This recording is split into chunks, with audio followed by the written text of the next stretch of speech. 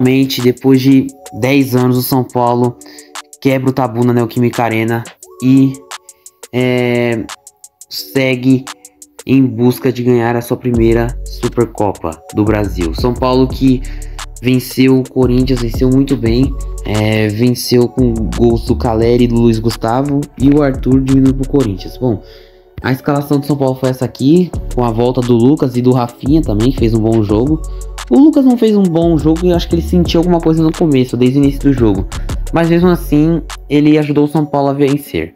Bom, logo no início do jogo, o São Paulo tava meio que achando dificuldade com a zaga do Corinthians, né? O Corinthians estava fazendo um jogo duro, tava dificultando a vida um pouco do São Paulo, né? Já que é o Corinthians, né? A gente não vale ressaltar que é o Corinthians, mesmo não sendo uma péssima fase, é o Corinthians. E aí, até os 15 minutos tava meio equilibrado, mas o São Paulo tava dando mais espetadas com o Caleri nas costas dos zagueiros, e até que o Caleri consegue fazer o gol, né? Que uma bola do Rato, o Rato que é um carrasco do Corinthians, mandou pro Caleri uma bolona pro Caleri. O Caleri sai na cara do gol, bate na saída do Cássio, e aí ele faz a comemoração dele, que rendeu muito meme. E foi o 6º gol, né, do Caleri contra o Corinthians. O Caleri, que tem fama de ser pai do Corinthians, eu também concordo. Ele tem 6 gols e uma assistência em 12 jogos contra o Corinthians. É muita coisa pro Caleri, né, que vale ressaltar que ele nem sempre começou vários jogos como titular. Alguns foram como reserva, alguns dele teve que sair no jogo por opção tática ou até por lesão. E aí o Caleri, ele faz o gol que dá tranquilidade, na minha opinião, pro São Paulo, e dá o nervosismo pro Corinthians. E aí o São Paulo ainda teve mais algumas oportunidades no primeiro tempo, só que aí o grande momento pro São Paulo foi a expulsão do Caetano, o zagueiro do Corinthians, que o Luciano já tava provocando. O Luciano, que não fez um grande jogo, mas mesmo assim ele conseguiu botar pilha nos jogadores do Corinthians. E o Caetano, que é jovem ainda, ele dá um soco no Luciano, que pra mim é vermelho direto ali.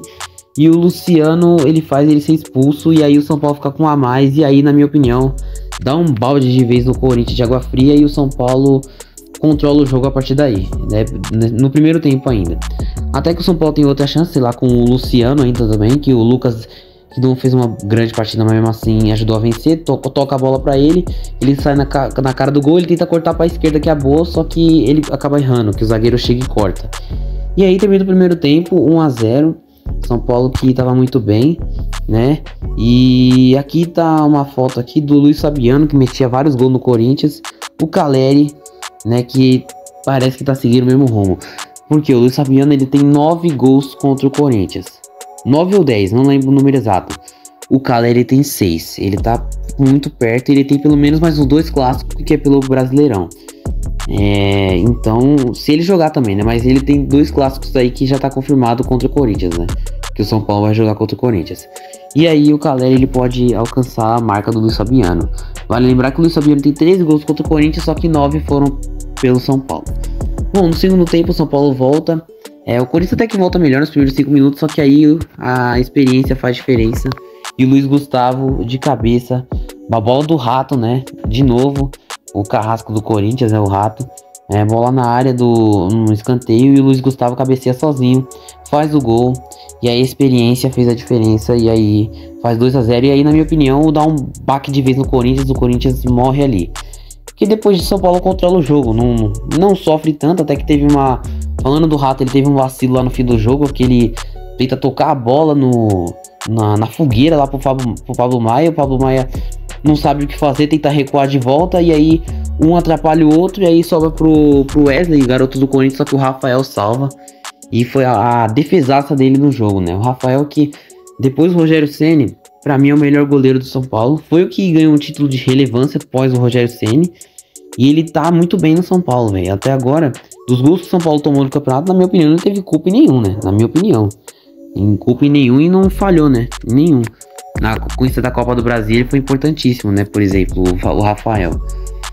E o São Paulo controla o jogo, até que o Corinthians, no final do jogo, com o São Paulo já pensando na próxima partida contra o Palmeiras, recua, tira os seus titulares, tira o Lucas, que sentiu um pouco uma lesãozinha ali, mas é dúvida contra o Palmeiras, mas ele provavelmente vai jogar. Rafinha, que tá voltando de lesão aí, E aí São Paulo dá uma recuada e aí toma o gol, só que já era muito tarde pro Corinthians empatar. E aí o São Paulo faz 2-1, quebra esse tabu de vez e vai pra partida contra o Palmeiras tranquilo, sabendo que quebrou o tabu. E aí eu tenho que ressaltar aqui que pra quem falou o Erisson que não jogou nada no São Paulo, jogou sim, ó. Aqui, ó, tá o principal motivo porque o São Paulo tá fazendo tudo isso, ó. O Lucas voltou, foi campeão inédito da Copa do Brasil, temporada com o maior público e arrecadação de dinheiro da história do São Paulo, né, no 2023. Mudança do nome do estádio, foi para Morumbi, maior patrocínio mais da história do clube, e aí quebrou o tabu, e aí a gente consegue ir pra frente de novo. São Paulo que nos últimos anos deu uma regredida, só que agora tá voltando pra história de novo. E aí, quem você acha que ganha? São Paulo ou Palmeiras na final da Supercopa? Vamos